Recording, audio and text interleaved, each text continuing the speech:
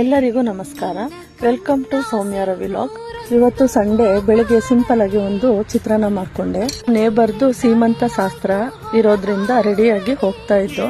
ನಮ್ಮ ಕಸಿನ್ ಎಲ್ಲ ಬಂದಿದ್ರು. ಅವ್ರ ಜೊತೆ ಹರಟೆ ಹೊಡೆದು ಊಟ ಮಾಡಿ ಫಂಕ್ಷನ್ ಮುಗಿಸ್ಕೊಂಡು ಮನೆಗೆ ಬಂದು.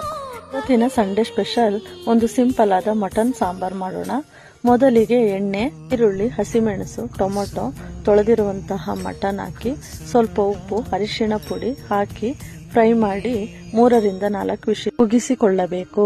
ನಂತರ ಮಸಾಲೆಗೆ ತುರಿದ ತೆಂಗಿನಕಾಯಿ, ಈರುಳ್ಳಿ, ಬೆಳ್ಳುಳ್ಳಿ, ಹಸಿಶುಂಠಿ, ಸಾಂಬಾರ್ ಸೊಪ್ಪು, ಮನೆಯಲ್ಲೇ ತಯಾರಿಸಿದ ಮಸಾಲೆ ಪುಡಿ, ಚಕ್ಕೆ, ಲವಂಗ, ಸ್ವಲ್ಪ ನೀರನ್ನು ಹಾಕಿಕೊಂಡು ರುಬ್ಬಿಕೊಳ್ಳಬೇಕು.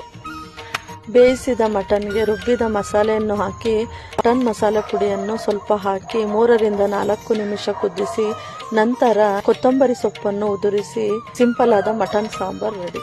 Thanks for watching.